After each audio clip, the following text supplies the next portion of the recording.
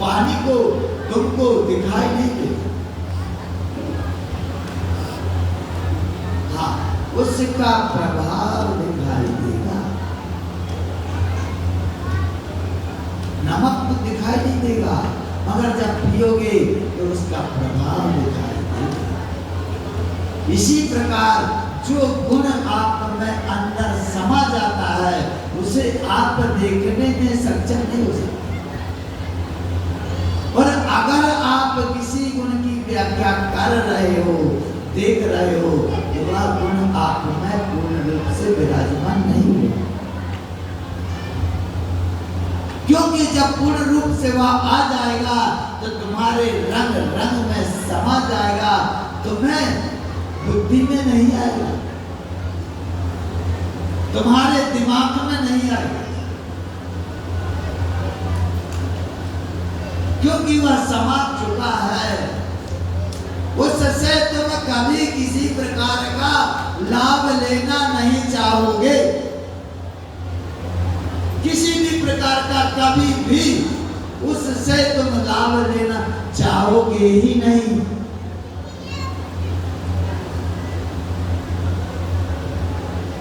अगर कोई उस बात को लेकर तुम्हें लाभ मिल भी रहा है तो तुम स्वीकार नहीं। यह रहस्य स्वतः प्रकट होगा। जैसे कोई सत्य बोलने वाला जीव प्राणी कोई भी कभी ये नहीं कह सकता कि मैं सत्य बोलता नहीं, क्योंकि उसे जरूरत नहीं है। तुम्हें प्रमाण देने की उसे जरूरत नहीं है। वह सत्य का स्वरूप बन गया है। उसे उस सत्य से किसी प्रकार का लाभ लेने की इच्छा नहीं है, क्योंकि वह वस्तु स्वरूप में परिवर्तित हो चुका है। ये रहस्य है। तो ये सद्गुण तभी आपको आएंगे जब आप भगवान के आश्रित होंगे। जब तक आप प्रकृति के आश्रित हैं तो प्रकृति को प्राप्त करने का भाव है, और जिस दिन भगवान के आश्रित हो जाएंगे यह संसार आपको रामलीला की तरह दिखाई देगा, केवल रामलीला। क्योंकि वहां यहाँ जितने लोग भी हैं, जब सब एक एक्टर की तरह काम करते हैं, अपना अपना रोल आने पर अपनी अपनी एक्टिंग करेंगे और सब निकल जाएंगे। यही यह संसार है, यही संसार का रहस्य है। इतना ही इसका अस्तित्व है। सब एक्टिंग करने वाले हैं, सब एक्टर हैं। जब जिसका रोल आ गया, खड़े हो गए, अपना रोल निभाया, एक्टिंग की और राधे। तो भगवान यहाँ कहते हैं मोहिनी राक्षसी मातृ चाहिए मोहिनी मोहिनी श्रिता मोहिनीम श्रिता मोहिनीम श्रिता आश्रिता। अर्थात इन तीन प्रकार की प्रकृतियों के जो बस में है, ये तीन प्रकार के लक्षण जिसके दिमाग में है, वह व्यक्ति की यह परिभाषा है। अपना काम बनाने के लिए भगवान ने मना नहीं किया, मगर किसी का नुकसान अगर कर रहे हो तो आप आसुरी प्रकृति के अंतर्गत आते हो, जो आपको नरक में ले जाएगी, कष्टों की ओर ले जाएगी, 84 डालेगी।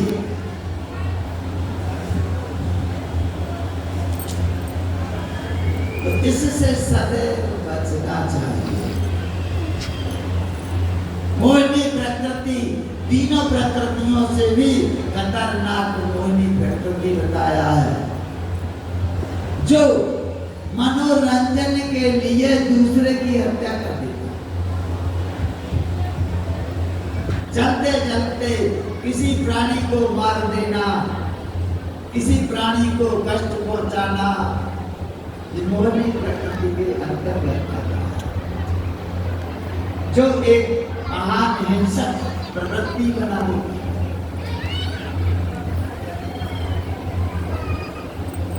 इस प्रकार यह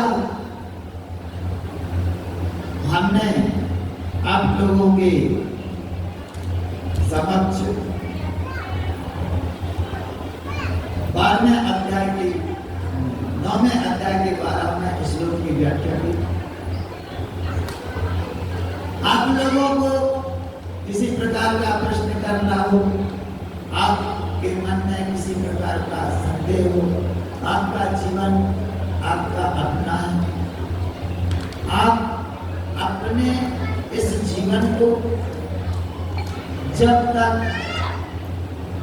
अपने अनुसार नहीं ले जाएंगे, आपको विकास के रास्ते नहीं मिलेंगे।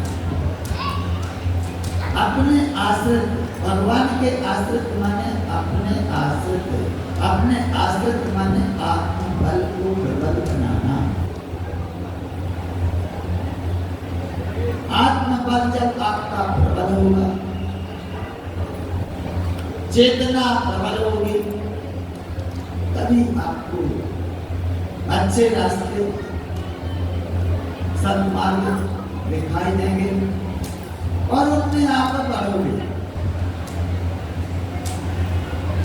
मनुष्य सदैव प्रकृति की ओर, प्रकृति के बहाव में रहता है, क्योंकि उसे प्रारब्ध प्रकृति में ले जाता है। प्रारब्ध से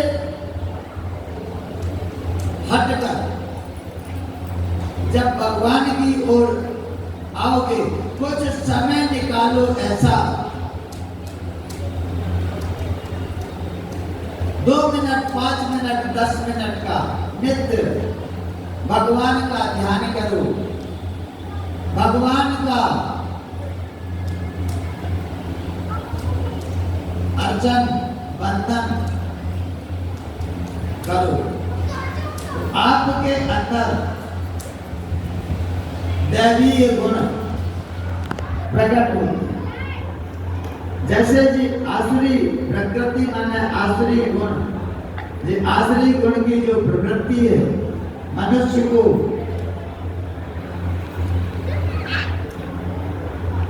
नीचे ले जाते,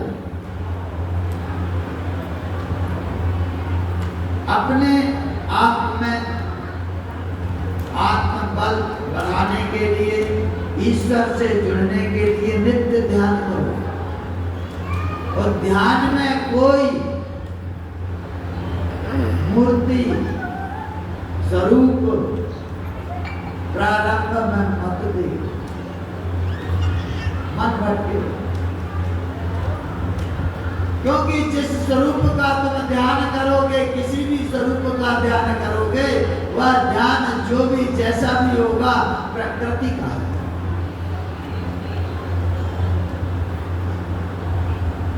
प्रकृति से संबंधित जो ध्यान करोगे प्रकृति की ओर खिंचाओगे। ईश्वर तुम्हारे अंदर विराजमान है। आपका जीवन जहां से प्रारंभ हुआ है वहां जाओ, वहां से ध्यान करो। ज्यादा समय नहीं लगता।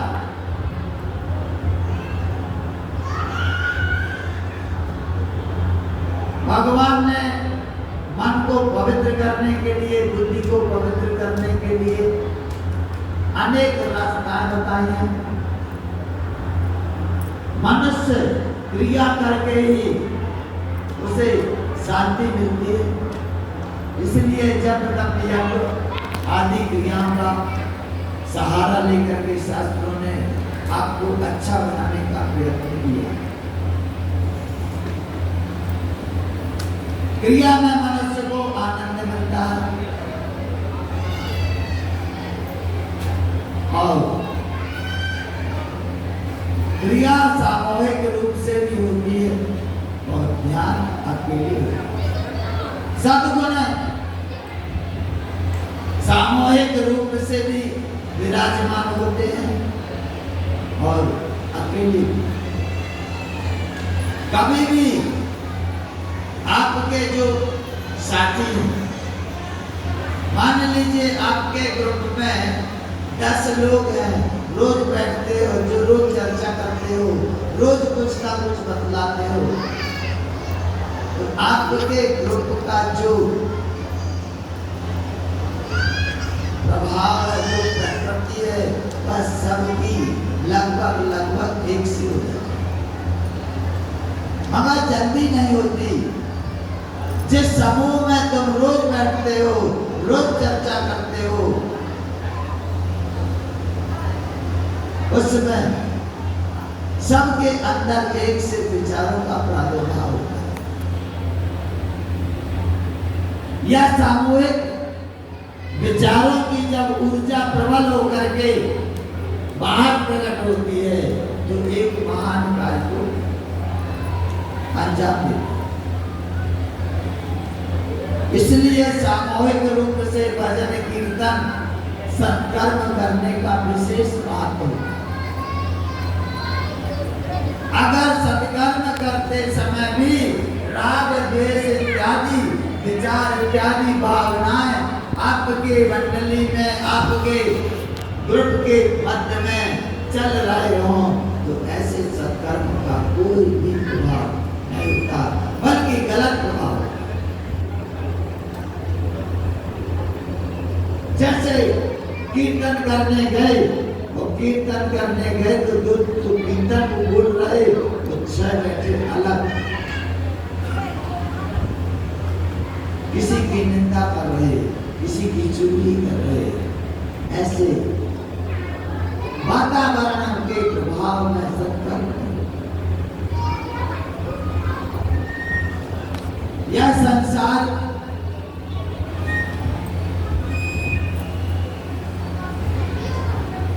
सदैव एक सा ना रहा है, ना है और ना आगे कभी रह सकता है। देवताओं की भी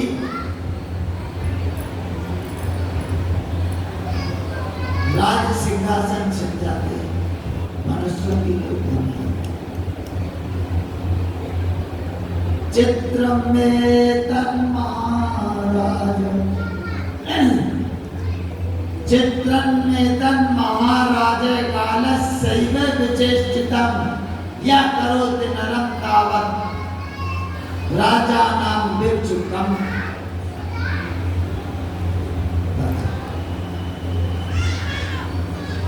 विचित्र गति काल की होती है, समय की होती है। कभी भी समय परिवर्तित हो जाता है, और जब समय परिवर्तन लेता है, परिवर्तित होता है, तो मनुष्य को दुख होता है।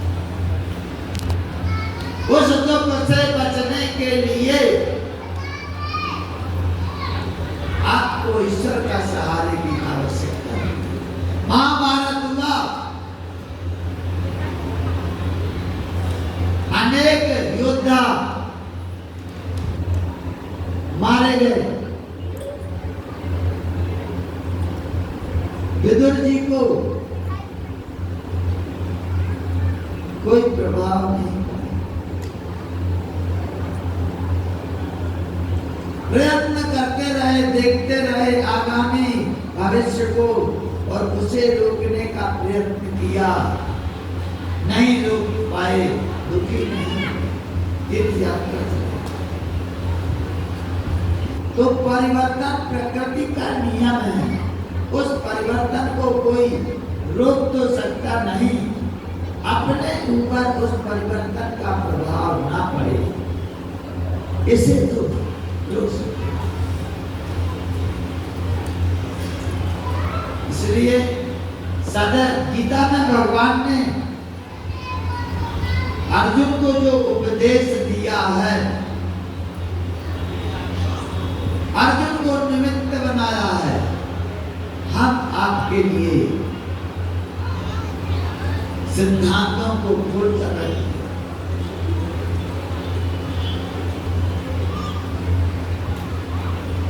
तो इन सिद्धांतों में विविधता है, हमें मार्ग बतलाने वाले होते हैं।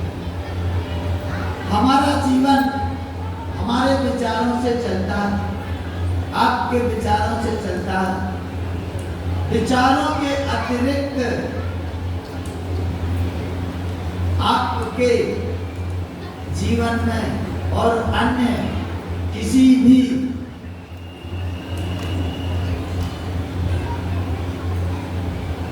शक्ति का अगर प्रभाव है तो ईश्वर।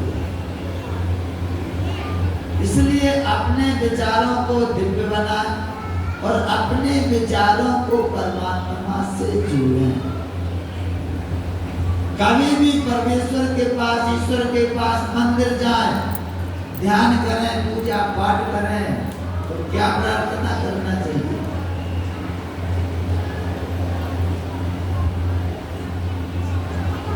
पुत्र मांगना चाहिए, धन मांगना चाहिए। क्या मांगते हो?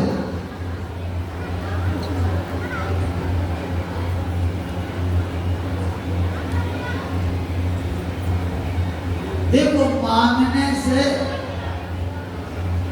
और मानने से अंतर है। अगर आप किसी वस्तु को ईश्वर से मांग रहे हो या किसी से मांग रहे हो, तो निश्चित नहीं कि वह वस्तु तुम्हें मिलेगी।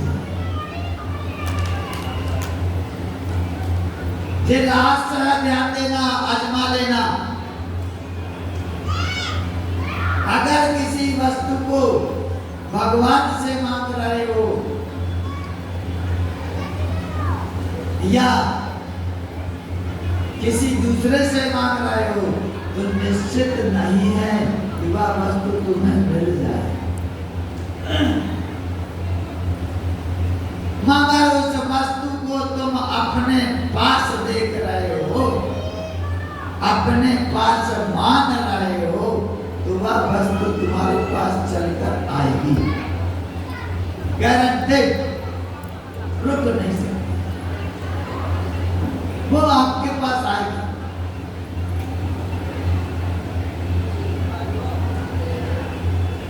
मांगने से नहीं आएगी, मानने से आएगी। कभी भी ईश्वर को जाओ, ईश्वर से मांगो नहीं, ईश्वर को मानो। हमारे अंदर ईश्वर है, वो चल के आएगा तो तुम्हारे अंदर बैठेगा। और जब तक तुम उसे बुलाना चाहते हो तो नहीं आएगा।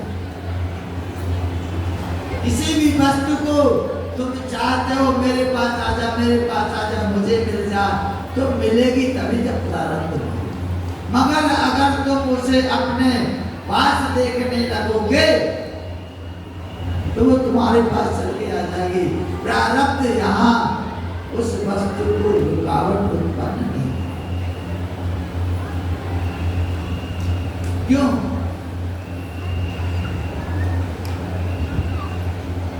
क्यों? क्योंकि हर चीज में एक आकर्षण शक्ति है। हर चीज में, हर वस्तु में, तुम्हारे अंदर भी है।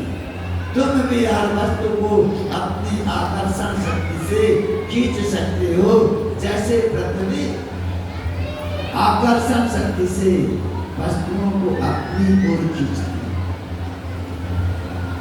मगर आपके अंदर वह शक्ति तब आएगी जब आप ईश्वर से जुड़ेंगे, ईश्वर को अपना मानेंगे, ईश्वर को अपने अंदर देखेंगे।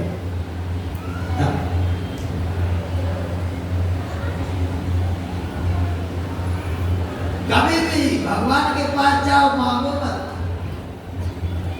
हाथ जोड़ो।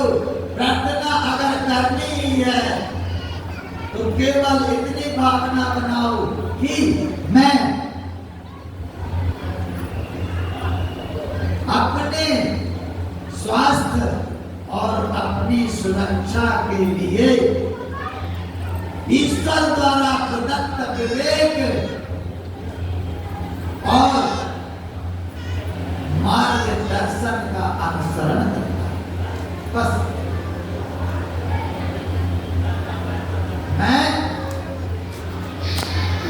अपने स्वास्थ्य और सुरक्षा के लिए ईश्वर द्वारा दिया हुआ विवेक और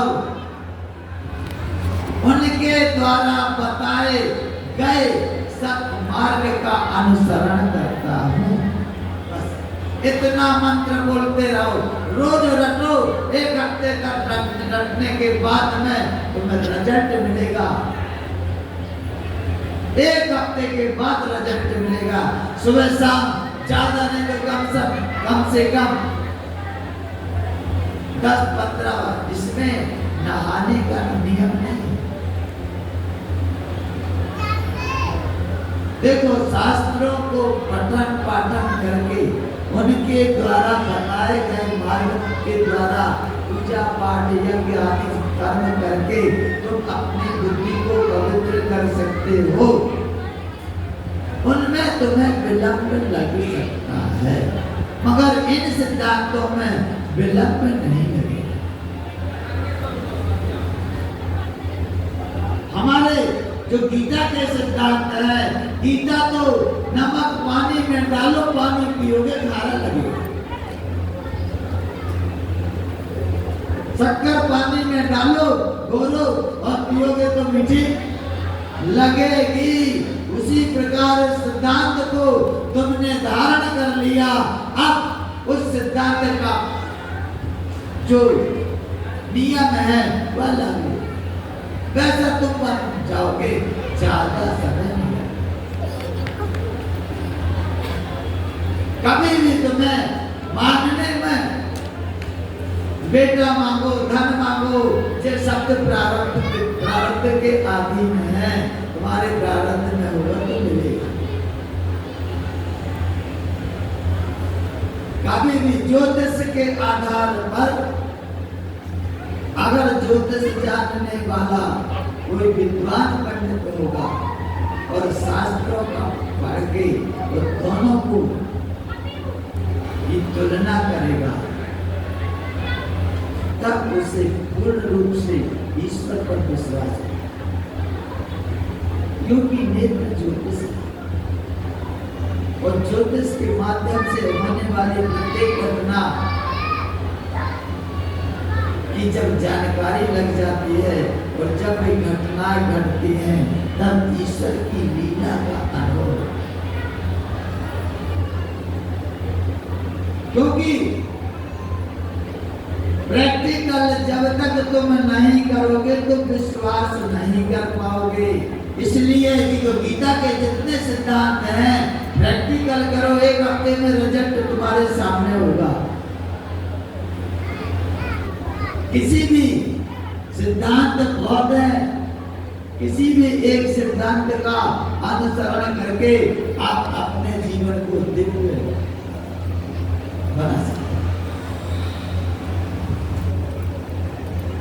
हर दुख के बाद सुख का समय भी जरूर आता है। रोने वालों का चेहरा भी एक दिन जरूर मुस्कुराता है। अरे दुख, जिंदगी दुख से भरी है, जिंदगी दुख से भरी है। वक्त को मरहम लगाना सीख लो, हारना तो है ही एक दिन मृत्यु से, मगर जिंदगी से जीतना सीख लो।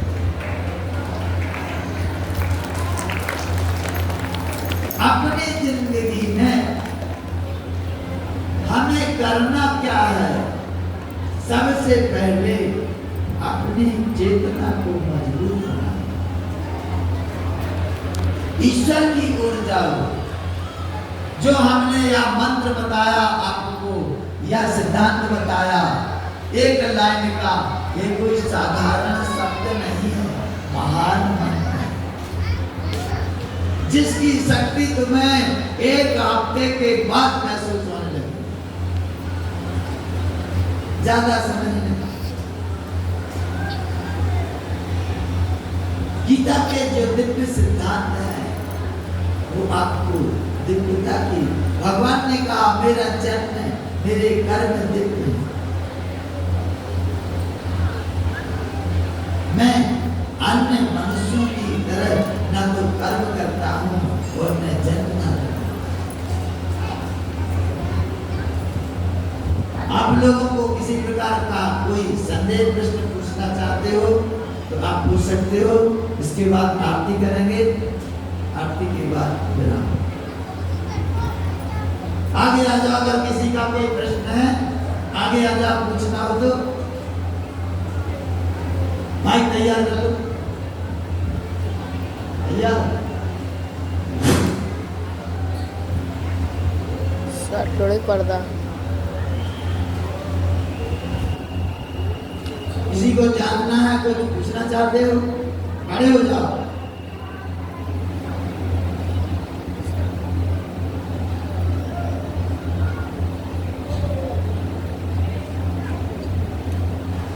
आपके प्रश्न से औरों को भी रास्ताएं मिल सकती हैं, और अगर प्रश्न भगवान से अर्जुन प्रश्न नहीं करते तो गीता नहीं मिलती। जब भगवान श्री कृष्ण ने प्रवचन देना प्रारंभ किया और अर्जुन ने एक से एक प्रश्न झोंके, तब भगवान ने एक से एक रहस्य खोल करके प्रकट कर दिया। मैं पूछना चाहता हूँ कि जो भोजन करता है, आपने जो बताया है एक तारीख का जो अच्छा है, एक हफ्ता बाद अच्छा लगेगा, उसमें भोजन करना क्या है? आप नेत्र बंद करके बैठ जाएं, कहीं भी सुबह शाम जितने समय अकेले हो कहीं भी नेत्रों को बंद कर लें। अगर अच्छा फल चाहते हैं, अच्छा जल्दी लाभ लेना चाहते हैं तो श्वासों को देखें, अपनी श्वासों को, क्योंकि एक मिनट पूरा जब तक हम पूरा ना बोलते हैं तब तक बोलना नहीं, ना भूल नहीं। आपके प्रश्न का पूरा उत्तर जब हो जाए तब फिर दूसरा प्रश्न कर लीजिए। जैसे हमारी श्वास है, पूरी श्वास ताकत से खींचो, खींचो। दुनिया में कहीं भी आपका मन होगा, जिस समय आप लंबी श्वास खींचोगे, श्वास में आपका मन आ जाएगा। खींचो।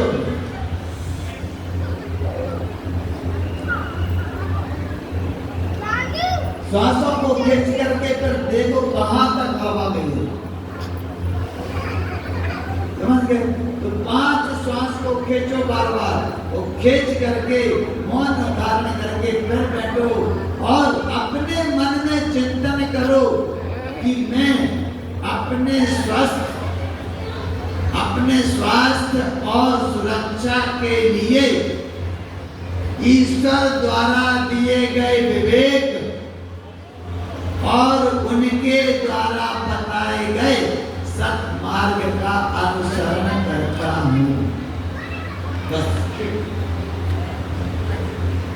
आपको स्वतः मार्ग मिलेगा और आप उस मार्ग में चलने लगेंगे।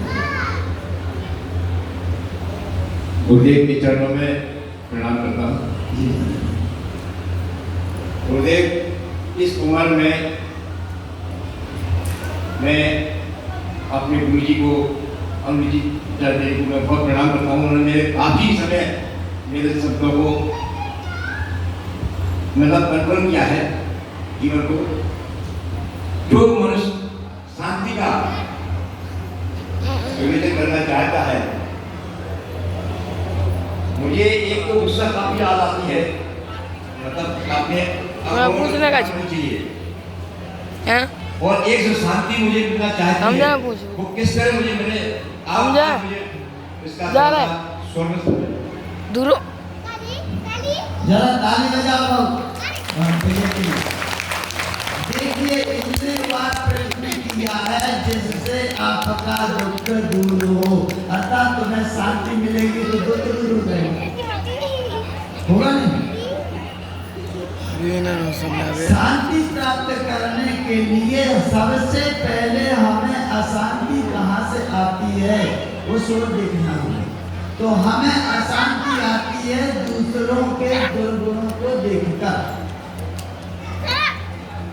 या हमारे द्वारा कार्य नहीं किया जा रहा इसको देखकर, या हमारे जैसा हम करना चाहते हैं सामने वाले ने वैसा नहीं किया, इसलिए क्रोध आएगा और क्रोध आएगा अशांति होगी।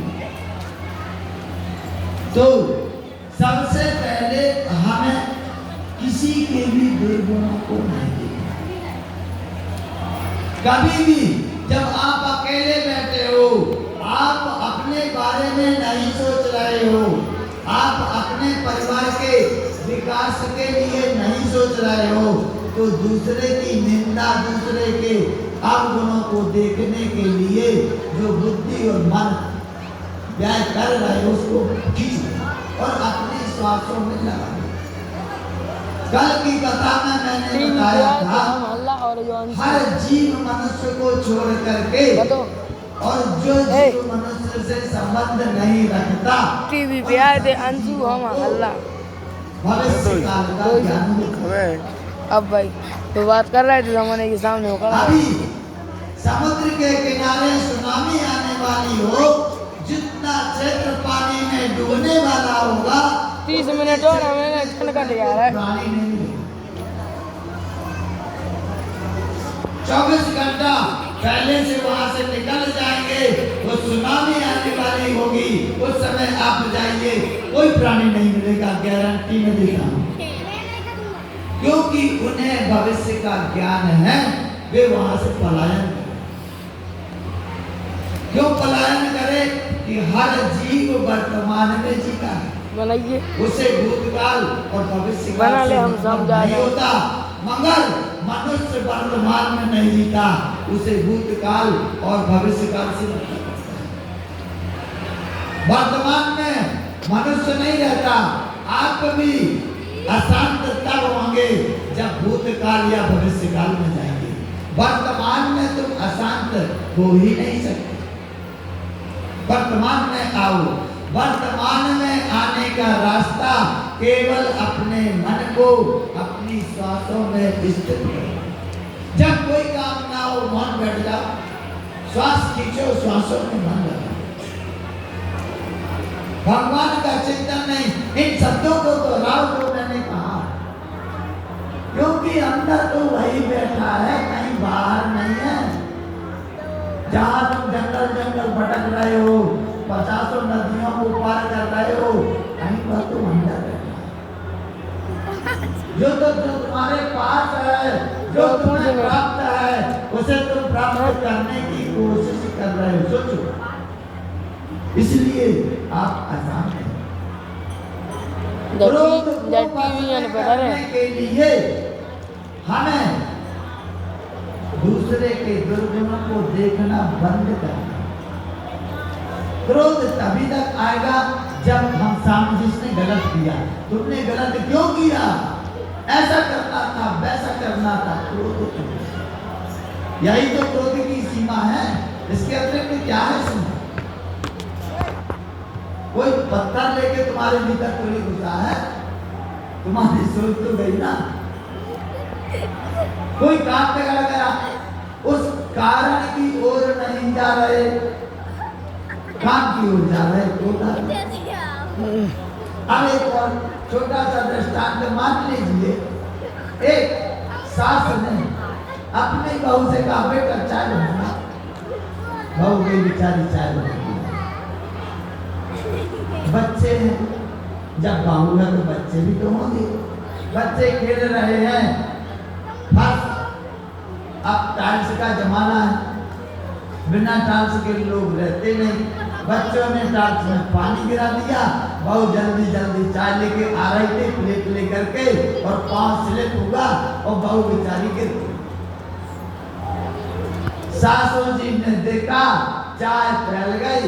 सासू जी ने शुरू किया, छोटू दूर हो, लड़का छोटू कमाता है, दूर हो।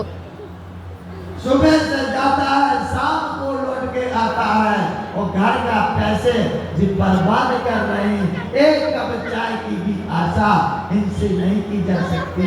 ऐसी बहू नहीं। सासू जी का पारा हाई हो गया। अब बताओ क्यों? अगर सासू जी इस विचार को आगे बढ़ाएंगे, गिरी क्यों बहू? कारण की ओर जाएंगी तो गुस्सा नहीं आएगा, क्योंकि गिरने का कारण तो पानी था जिससे बच्चों ने गिरा है। गिरने का पानी कारण बच्चे पानी गिरा। मान लो यहाँ पर बेटी होती तो, मान लो बहू ना होती, बेटी होती तो सास का गुस्सा पारा हाई नहीं होता, ममता उत्पन्न होती। कहते बेटा चोट तो नहीं लगी, हाथ पैर कहीं लगी तो नहीं, जान लेकर जान दो, फिर से चोट तो नहीं आई।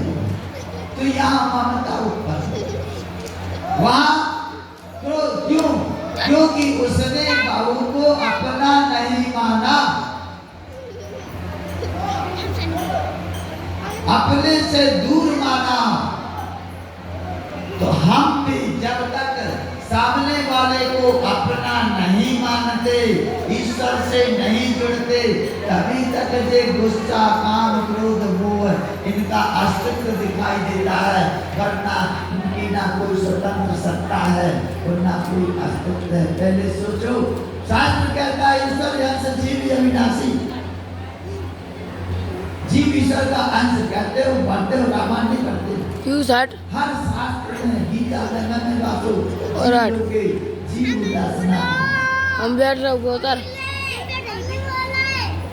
बहुनाम जन्म नामन्ते ज्ञानवान नाम प्रपद्यते वासुदेवा सर्वमिति सामात्मा सुदुर्लभः। सातवें अध्याय का 19वां श्लोक। कहने का तात्पर्य कि जब तक हम सबसे अपना संबंध हमारा है, परिवार आपका 6 सदस्यों का है तो आपका है, तो जब उस परिवार को आप अपना मान लोगे तो गाना बंद हो जाएगा। अपने अस्तित्व को, अपने अधिकार को जब तक आगे रखोगे, अपने कर्तव्य को पीछे छोड़ोगे, तभी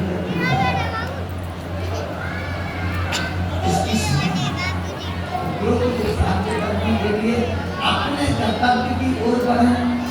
दूसरे के दोषों को देखना सबसे बड़ा धोखा है। जड़ चेतन को दोष में विश्व की बोलिए। आज तक जो आपने शब्द बताया बिल्कुल 101% सत्य है, मगर आज तक मैंने 70 साल की उम्र में ना तो किसी के अवगुणों पे या गुणों पे, आज गौरी गौर आश्रम में आज मुझे सत्य कह रहा हूँ, मुझे सब कुछ मेरे कन्हैया ने दिया है। आज की तारीख में जो मनुष्य चाहता है जीवन में यश एवं उसने सब मुझे दिया है। आज मेरे गुरु जी का होते तो आज मेरा जीवन भी नहीं बदल पाता और मेरे परिवार भी नहीं बदल पाता। आज मैं उस रास्ते पे चल रहा हूँ जो आज जब से इनकी कथा का सेवन कर रहा हूँ। मगर क्रोध आने का तात्पर्य जो मैं आपको बोले बता रहा हूँ, जो आपने बताया कि किसी के अवगुणों को मत देखो या किसी पे गुस्सा मत करो, वो ऐसा मेरे जीवन में आज तक नहीं आया। मैं डॉक्टरी करता हूँ गुना में, गुरुदेव आज तक किसी की वो कैसा नहीं दिया जीवन में जो मुझे अब दोनों से दुख मिले।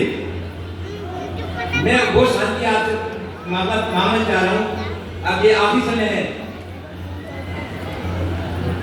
रोज आने का मतलब दो तरह से होते हैं, या तो किसी के अपनों में देखते हैं या किसी की, अगर आपको सास होगा मेरे को नाम दिया, ये बात सत्य है कि बेटी और बहू, अगर बहू को हमने हमारी बेटी मान लिया तो राघव तो हमारा बिल्कुल असत्य है, मगर वो दूसरी तरीके से आ रहा है, मुझे उसका मुझे वर्णन बताया आपने।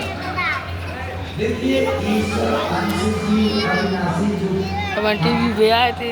बोलते हैं और शास्त्रों में जो पढ़ते हैं इसको धारण करना हो। हमारे सामने जो है वह ईश्वर है, और जो ईश्वर अगर है तो वह गलत नहीं कर सकता। और जब जो कुछ करेगा अच्छा करेगा, तो जो हो रहा है वो बढ़िया हो रहा है, अच्छा हो रहा है, तो आगे अच्छा होगा। इस सिद्धांत को, इस दृष्टि को तुम बना लो, आपके कार्य ना तो कभी बिगड़ेंगे और ना कोई आपका बाल बाका कर पाएगा। धन्यवाद। और किसी का सवाल है भैया? बहुत बहुत धन्यवाद गुरुदेव, आप चरणों में नमस्कार।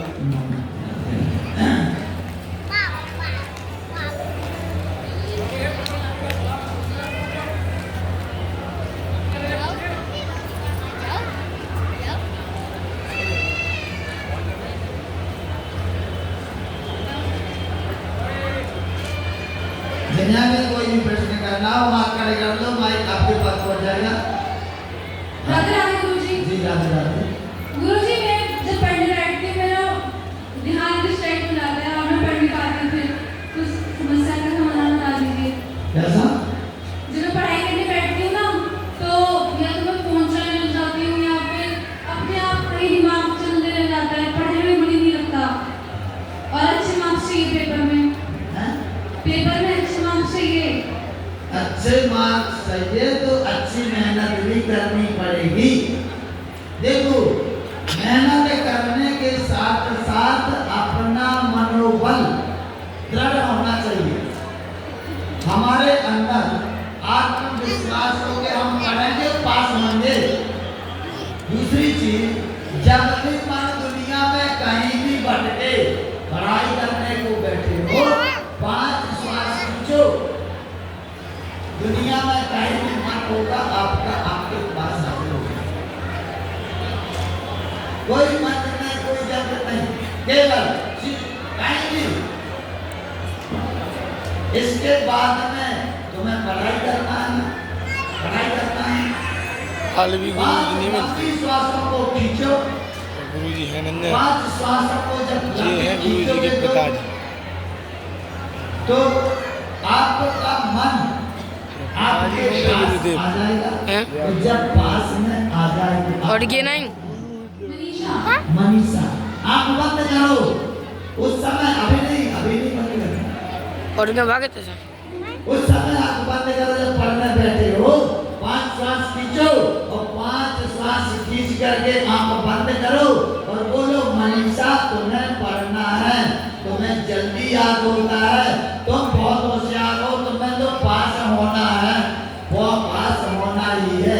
इन शब्दों का प्रयोग करना और जब रिजल्ट आए तो बताना। जी गुरुजी। लिख लो।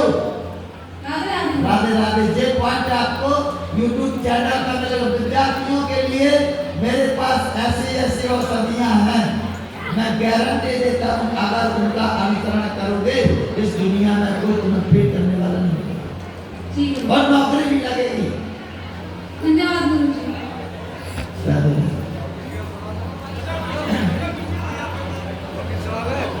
और दादाजी हाथ मारे दिए। मम्मी से कह दीजिए हमारी पूछने क्या क्या जी हमारी मम्मी से क्या तुम पूछ लो भाई जौन चाहेगा चाचा कह रहा है। भविष्य में बहुत बदलाव की तरफ ले जा रहे हैं, मुझे बहुत खुशी है। क्या हो, पूछ लो मेरे गुरु के चरणों में गुरुजी से कुछ पूछना है तो पूछ लो क्या हो हमारी मम्मी से। 2 साल हुए लेट आया हूँ काफी, मम्मी। और मैं आया हूँ कि अपने मन में बहुत खुश रहता हूँ, मैं अपने परिवार में बहुत खुश रहता हूँ गुरु जी के चरणों में आने के बाद। बहुत अच्छा मिला है मुझे गुरु जी के चरणों में, आनंद रहता है। लेकिन थोड़ा गुरु जी मुझे मिले नहीं देखने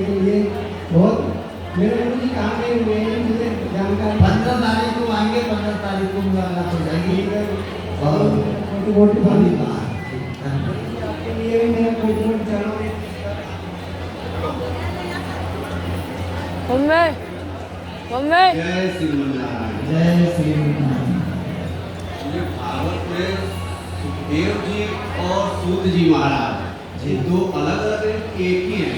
अलग अलग एक सुखदेव जी महाराज कहाँ पे कर रहे हैं और सूत जी महाराज कहाँ पे कर रहे हैं भागवत। सूत जी महाराज नैमिषारण्य में 88,000 ऋषियों के साथ में बैठ करके जी उन्होंने 100 वर्षों का एक अखंड यज्ञ किया। उस यज्ञ में सभी पुराण का वाचन श्री सूत जी महाराज के द्वारा किया गया और श्री सुखदेव जी महाराज राजा परीक्षित को सुना। राजा परीक्षित हस्तिनापुर में पहले दिल्ली को हस्तिनापुर कहा जाता था। श्राप लगने के बाद गंगा किनारे गए और श्री सुखदेव जी की उठ दो। पहले गुरु देव जी ने सुनाया पहले सूत जी ने। सूत जी बहुत पुरानी मूर्ति है। युद्ध के समय जब युद्ध चल रहा था महाभारत का, बलराम जी युद्ध को रोकना चाहे नहीं रुका। बोले मैं किसी की तरफ से युद्ध नहीं लड़ूंगा। अर्जुन ने आग्रह किया कि आप हमारी ओर से युद्ध करें, मना कर दिया। देखना भी नहीं चाहते, सुनना भी नहीं चाहते, तो तीर्थ यात्रा को निकल गए। नैमिषारण्य में पहुंचे। सूत जी के पिता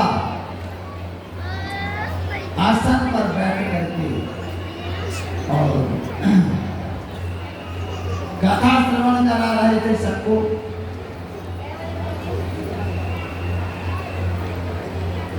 अच्छा नहीं लगा, बलराम जी को उठाया, अपना खड़ग मार दिया। जब मार दिया ऋषियों ने विरोध किया, बोले अच्छा नहीं किया। तब फिर उनके पुत्र सूत जी को अभिषेक किया गद्दी में। बोले इनको अब अपने पिता के सारे रहस्य, सारे शास्त्र सदैव याद रहेंगे। उनके माध्यम से तुम कथा श्रवण करो। तो सूत जी कथा श्रवण।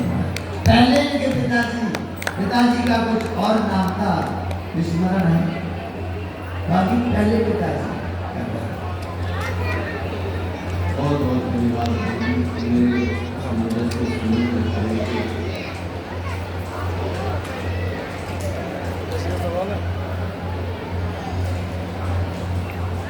वही चरणों में सदर राम टीवी बंद तो हो गई है।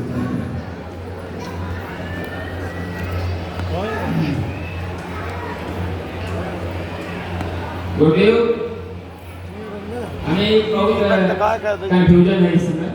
जी बोलिए। 2 साल पहले YouTube के माध्यम से अपने गुरुदेव भगवान के माध्यम से हमें नाम जप का मिला प्रेरणा। और हमारे गुरुदेव भगवान ने कहा कि आप जिसको भी चाहें गुरुदेव अपना गुरु मान लें, जो भी नाम आपको पसंद आए, राधे राधे, शिव, कृष्ण, राम, वह नाम आप चुन लें और जपना शुरू कर दें। तो हमारे गुरुदेव जपते हैं राधे राधे, लेकिन उनके प्रेरणा से हमने जपना शुरू किया राम राम। और 2 साल से हम जप रहे हैं, हमें काफ़ी लाभ मिला। तो हमें इच्छा हुई कि हम दीक्षा ले लें। अब दीक्षा लेने में थोड़ा कंफ्यूजन आ रहा है कि गुरुदेव देंगे तो राधे नाम का मंत्र देंगे और हम राम नाम जप रहे हैं, तो कैसे होगा? देखिए ईश्वर एक है, उसमें कहीं भिन्नता नहीं है।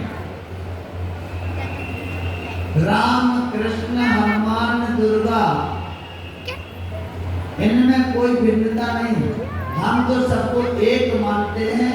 एक ने अवसर पाकर अनेक का काम किया है, उस रूप में परिवर्तित हुए।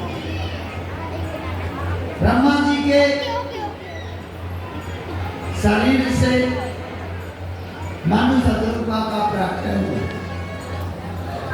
एक ब्रह्मा जी रहते, दोनों वहीं से प्रकट हुए, तो इनमें दोनों में कहीं अंतर नहीं है। कोई देवता और कोई प्राणी, सब का संबंध ईश्वर से है, रहा है, आज है, कल भी है, कोई दूसरा नहीं। एक ब्रह्म द्वितीयो नास्ति, राम मोड़ी बहुत चाल कर रही सब है। वही है। जो उन्हें अलग अलग देखता है, वह जब तक अलग अलग देखने का भ्रम आपका नहीं जाता, तब तक आपकी बुद्धि काम नहीं करती। भगवान ने गीता के दूसरे अध्याय में 52 और 53 श्लोक में कहा है, यदा ते वो कलिनम बोधिर्व्यतितरिष्यति तदा गन्तासि निर्वेद्यं श्रोतम व्यस्त श्रुतस्य।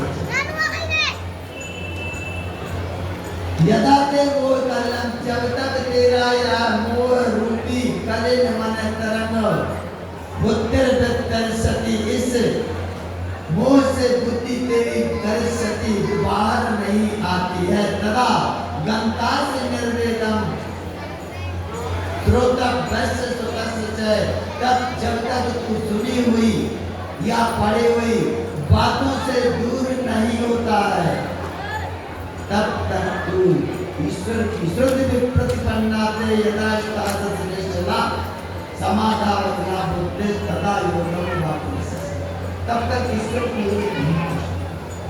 तो भ्रम दूर होना चाहिए। भ्रम दूर तब होता है जब शास्त्रों को पढ़ करके, मंथन कर करके, और जो सिद्धांत प्रकट होता है उससे भ्रम दूर होता है। धन्यवाद गुरुदेव।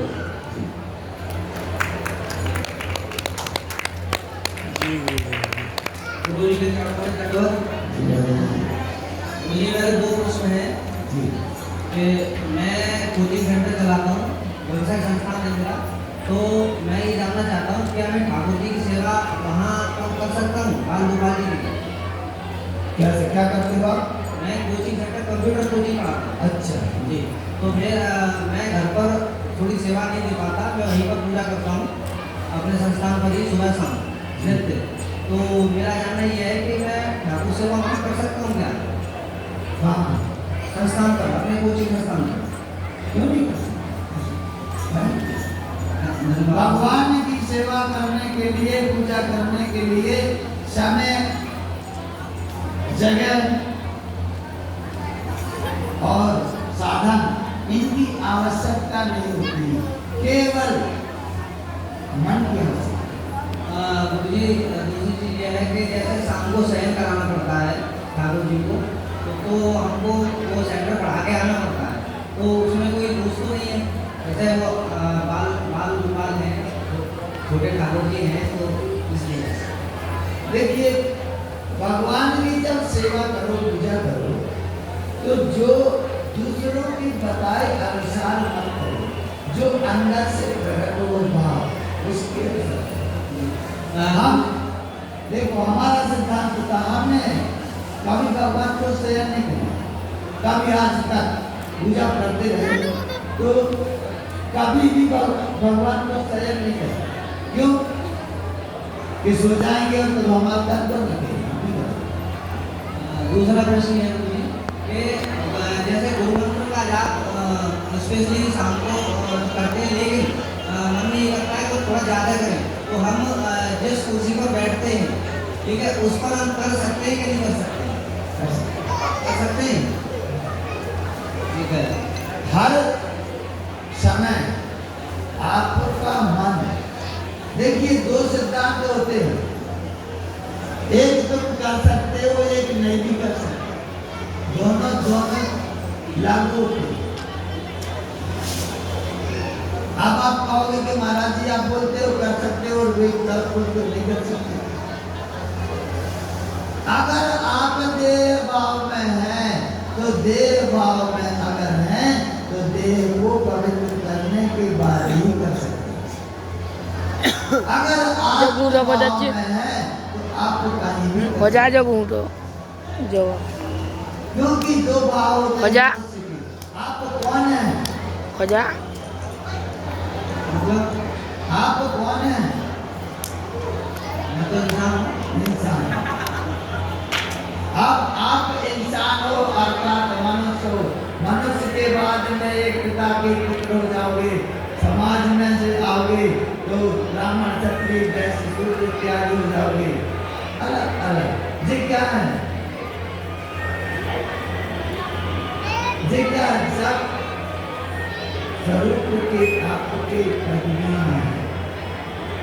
एक तो प्रकार से आप अपने आप के विभिन्न रूपों को प्रकट करते हैं। देवो विदेव जडस्य बुद्धि देहे च जीवे विदुषस्ताम विवेक विज्ञान मतो महात्मनो ब्रह्मा मृत्युव मति सदा। देवो विदेव जडस्य बुद्धि। ये सब कोई जानता है कि शरीर एक दिन छूट जाएगा, मगर आपको अपने आप को शरीर मान के ही व्यवस्था को करते हैं। जबकि आप शरीर नहीं हम हो, पूछ रहे हैं आपका संबंध शरीर से है।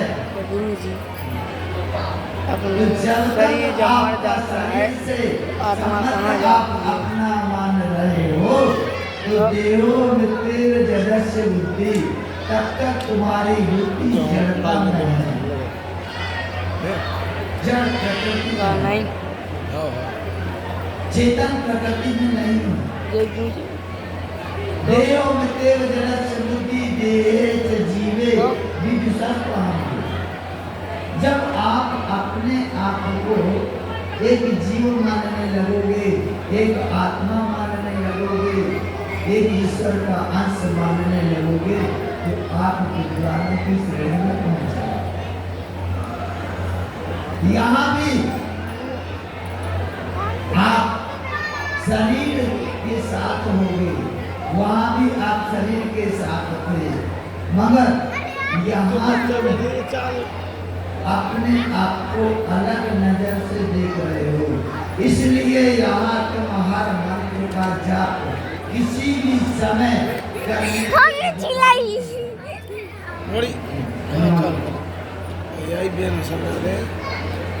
महाराज जी जय श्री नारायण। जैसे आपकी करोड़ों कोटि कोटि धन्यवाद। हालांकि मेरा ये सवाल था, जैसे आपने कहा कि मेरे को उसकी संशय दूर हो जाएगा, तो मेरा ये प्रश्न है कि जहाँ की कथा चल रही हो या भगवत चर्चा चल रही हो तो वहाँ पे सुनना चाहिए नहीं सुनना चाहिए? बहुत से लोग भगवत चर्चा चल रही हो, कथा चल रही हो तो सो जाते हैं। इसमें प्रकार जाते हैं और उनकी क्या गति होगी? राम कथा जहाँ होत है तीन पाप आ जाए। राम कथा माने भगवान की कथा। राम कथा जहाँ होत है तीन पाप आ जाए, या उंगली लड़ पड़े या घर को बढ़े।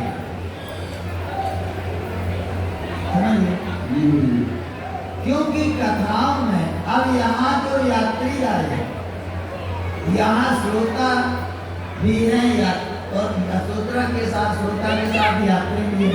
तो यात्री बेचारे जो थके आए हुए हैं, आराम करना चाहते हैं। कभी कभी समय होता है कि आराम हम सुनना तो चाहते हैं, हम पढ़ना तो चाहते हैं, मगर पढ़ नहीं पाते, निद्रा सताने लगती है। तो उस समय से करना आवश्यक है। तो इसमें आप सो रहे हो कि सामने वाला गाड़ी ना जाई तो पहुंची थी क्या पड़ा है मन लगा अच्छी मार्क्स पे आप सो रहे हो या सामने वाला सो रहा है। किसी किसी अभी हम भी निकला रहता है हमें भी निकल जाती है। कैमरा में तो हो रही रिकॉर्ड। हम लोग सुनना चाहते हैं लेकिन कैमरा में हो रही ये रिकॉर्ड। आगे जाते हैं, आलस आगे जाते हैं। कथा में नींद आती है समय। अब जैसे यहाँ आप बैठे हो, यहाँ अगर बैठे करके आप शयन कर रहे हो, सो रहे हो तो क्या करें? अगर आप एक साइड जा करके शयन कर रहे हो तो इस अपराध का पाप आपको नहीं, कर जा। क्योंकि यहाँ जो स्थान है श्रवण करने का स्थान है, यहाँ अगर तुम शयन कर रहे हो प्रमादवश तुम यहाँ आसुरी प्रवृत्ति तुम्हारे अंदर जागृत हो गई, आपके अंदर तामस गुण विराजमान हो गया। तामस गुण आपको पतन की ओर ले जाएगा। अगर आप किनारे कहीं सो रहे हो आपको पाप नहीं होगा। इसलिए कभी भी सोने के लिए रोका नहीं जा सकता, मगर उचित जगह। अब कोई यहाँ गद्दी के साइड में, भगवान के साइड में पैर करके सोए, अर्थात मर्यादा का उल्लंघन करे तो उसे पाप ना लगे, ऐसा लगे। धन्यवाद।